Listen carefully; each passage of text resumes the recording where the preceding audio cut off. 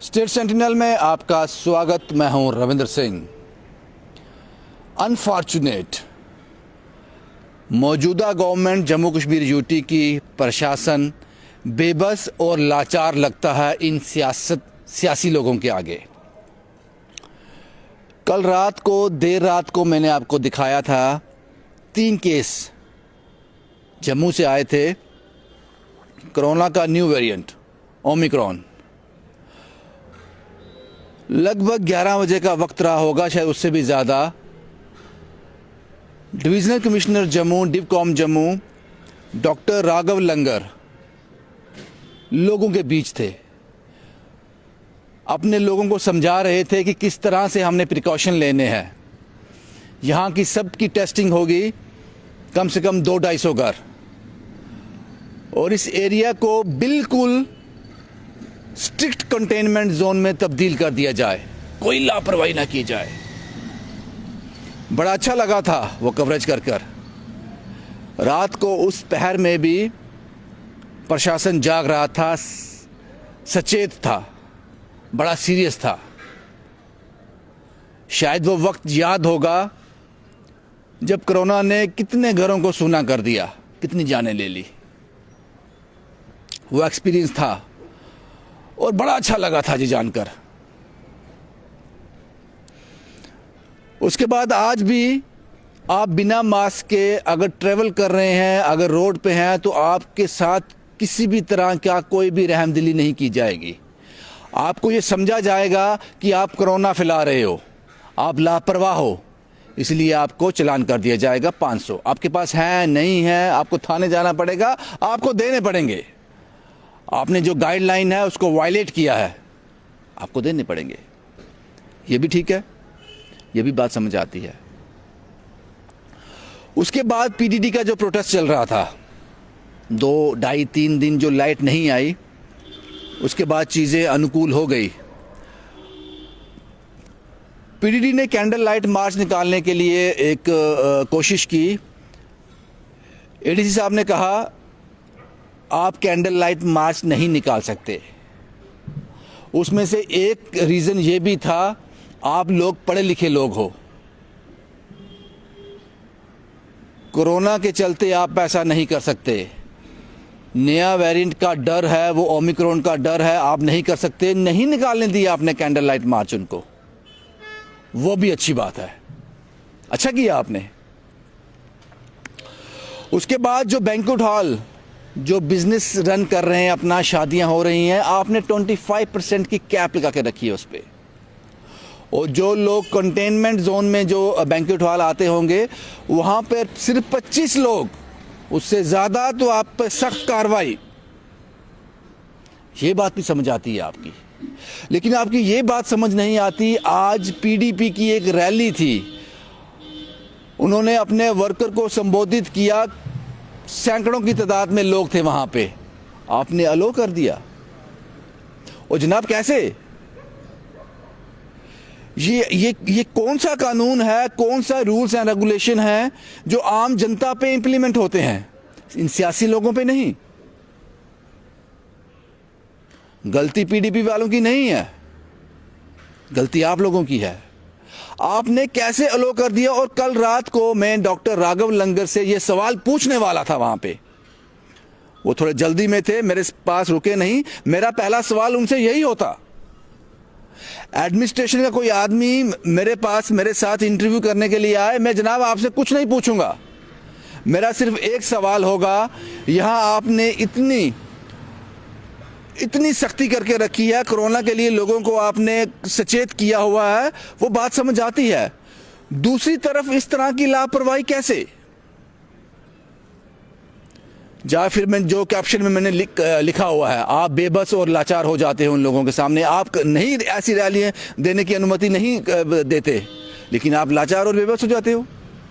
कोई तो जस्टिफाई कर दे कि आज की जो रैली पीडीपी महबूबा मुफ्ती साहिबा ने जो एड्रेस की है, वो किस तरह से जस्टिफाई है। वो रैली जो बड़ी ब्रह्मना में, ठंडी खुई में भारतीय जनता पार्टी ने सुरजीत सिंह सलाथिया साहब ने एड्रेस की है, यहाँ बड़े बड़े दिग्गज पहुंचे थे, यहाँ हजारों की तादाद में लोग थे, वो कैसे जस्टिफाई करोगे आप? वो कैसे जस्टिफाई करोगे? ये बात समझ से परे है। इसीलिए फिर मजाक लगता है ये सब। जो आपके रूल्स एंड रेगुलेशन है, मजाक लगना शुरू हो जाते हैं। एक तरफ आप जनता को किसी तरह की कोई भी डील नहीं बरतने देते, वो अच्छी बात है, उसके साथ हम भी सहमत हैं। हम भी ये चाहते हैं कि आम जनमानस को जो तीसरा और सबसे बड़ी दिक्कत की बात है, कल रात को 3 ओमिक्रॉन के जो वायरस के जो लोग आए हैं, जिनमें उनके सिम्टम पाए गए हैं, जो उससे ग्रस्त थे, जो पॉजिटिव आए हैं, उसके बावजूद आपने आज एक रैली को अलो कर दिया, आपने परमिशन दे दी।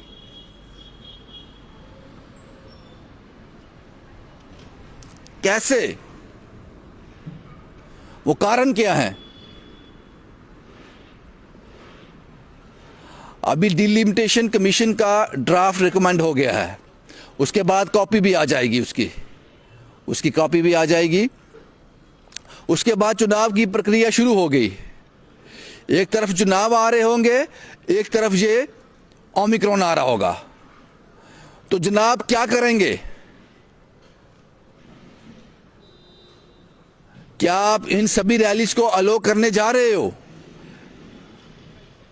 क्योंकि जिस हालात में आज ये रैलीज हो रही हैं, जिस हालात में हम चीज़ें देख रहे हैं, जिस हालात में वहाँ पे बड़ी ब्राह्मणा ठंडी खुई में रैली हुई थी, वो समझ से परे है बिल्कुल। ये बातें समझ नहीं आती और सवाल पूछना चाहते हैं, पूछे किससे?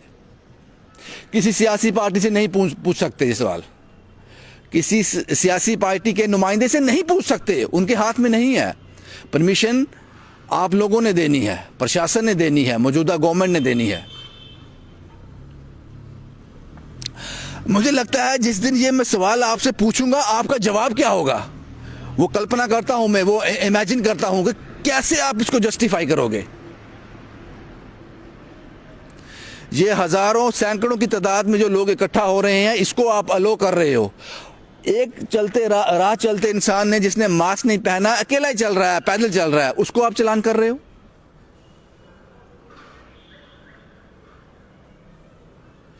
ये बातें, और एक चीज आपको बता दूं मैं, इन बातों से आपके रूल्स एंड रेगुलेशन, आपकी क्रेडिबिलिटी पे सवाल खड़े हो जाते हैं। जो एक आस्था मन में होती है, एक ट्रस्ट होता है, वो ब्रीच हो जाता है, वो टूट जाता है। ऐसा लगता है ये कानून, ये रूल एंड रेगुलेशन, ये सब आम आदमी के लिए हैं। या फिर आप इंतजार कर रहे हो कि ये बिल्कुल पीक पे आ जाए, जिस तरह से पिछली बार हमने देखा, लोग मरना शुरू हो गए थे, मर रहे थे, एक बड़ी संख्या इसके बेंट चढ़ गई थी। आप उस वक्त का इंतजार कर रहे हो। फिर आपने बैंक्वेट हॉल पे 25% का कैप क्यों लगा के रखा है जनाब? खोल दो उनको भी। क्यों? ये सियासी रैलियां क्यों? चाहे वो बीजेपी करे, चाहे पीडीपी करे, चाहे एनसी करे, चाहे कांग्रेस करे, कोई भी सियासी पार्टी हो, आप ये कैसे अलो कर सकते हो? हमने कल आपकी तारीफ की थी, रात को 11 बजे प्रशासन और पुलिस जो है वो अलर्ट थी। आपने लोगों को आपने कह दिया जनाब, इसको नॉन सीरियस बिल्कुल मत लेना, कोई शिकायत नहीं आनी चाहिए, हर आदमी इसमें टेस्टिंग से गुजरना चाहिए, जो भी इस इलाके में रहते हैं। वो काबिल तारीफ थी आपकी वो पहुंच, आपकी वो अप्रोच।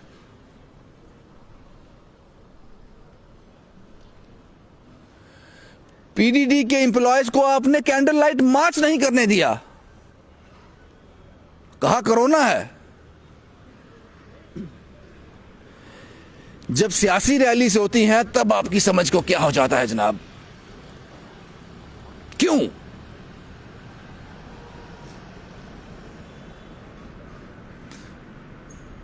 क्यों?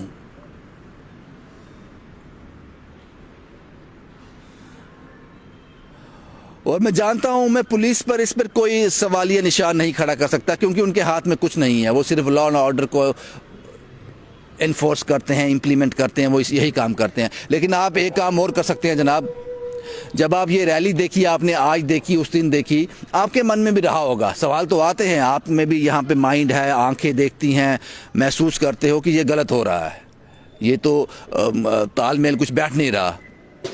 तो जो आम आदमी सड़क पे चलता है उसकी हालत देख लिया करो, उसके लिबास से पता चल जाता है कि उसकी क्या हैसियत है। उसको ज़बरदस्ती चलान मत किया करो, फिर उन रैलीज़ को याद कर लिया करो, उन रैलीज़ को याद कर लिया करो।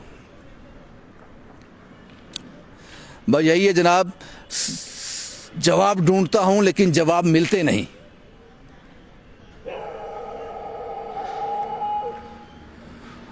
हर जगह मैंने सवाल उठाए हैं जो मुझे चीज़ें हजम नहीं होती। मैंने होम मिनिस्टर अमित शाह की जब रैली हुई थी तब भी सवाल उठाए थे। जब भारतीय जनता पार्टी के बड़ी ब्रह्मना में रैली हुई थी मैंने तब भी सवाल खड़े किए थे, सवाल उठाए थे मैंने। जो आज पीडीपी की रैली हुई है, अपने कार्यकर्ताओं को उन्होंने संबोधित किया है, मैंने आज भी सवाल उठा रहा हूं प्रशासन के आगे। ये भेदभाव क्यों? ऐसा क्यों?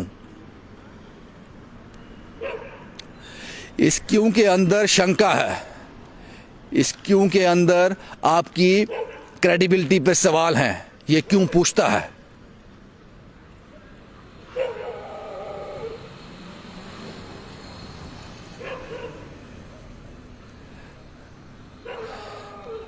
जब अगली बार रूल्स एंड रेगुलेशन की आप कोई लिस्ट निकालोगे, वहां आप पॉइंट आउट करते हो बैंक्वेट हॉल, रिलीजियस गैदरिंग,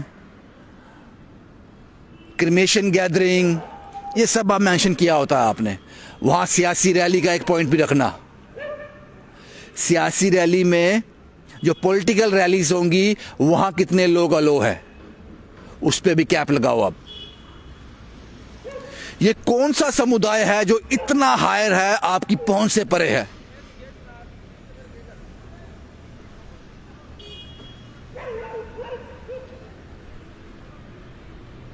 मेरे सवालों के जवाब आपके पास हैं, लेकिन वो जवाब ऐसे हैं जो सोशल मीडिया पर दिए नहीं जा सकते। इसके जवाब मेरे पास भी हैं। ऐसा क्यों होता है?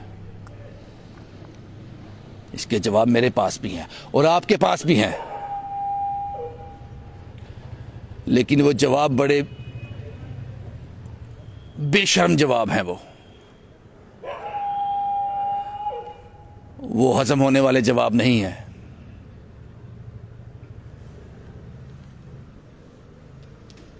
शुभम कुमार के साथ Ravinder Singh, the state sentinel के लिए।